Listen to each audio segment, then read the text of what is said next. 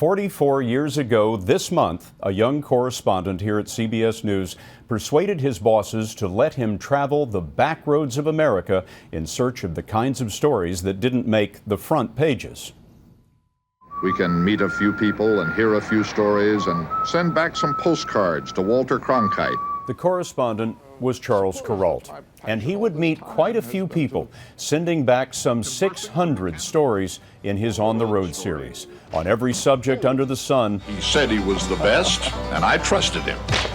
the series was supposed to run 7 weeks, but it was so popular it continued into the 1980s as Charles traveled more than 1 million miles through every state in the Union, wearing out 6 motorhomes along the way.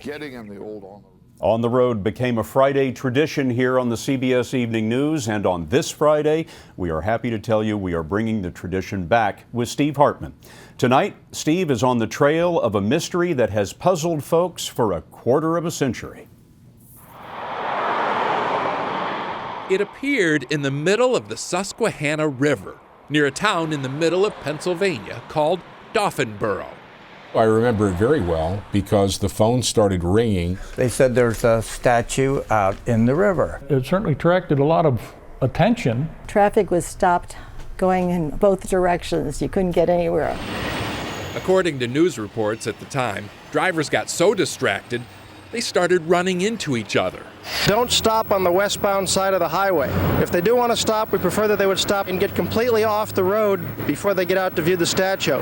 And it was a statue, by the way, but not just any statue. This huge edifice that seemed to just emerge from the river that morning and still greets commuters today was none other than Lady Liberty herself. How on earth did it get here? No one would claim responsibility at the time.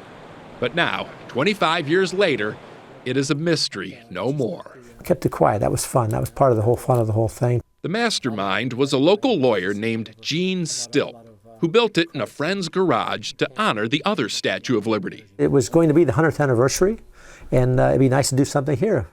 Made from plywood and Venetian blinds to cut down on wind resistance, Gene put it together himself and then recruited a handful of accomplices to sneak it onto an old railroad pier in the middle of the night. I still want to know, is the statute of limitations up for anything we make? The statute of limitations is passed, so.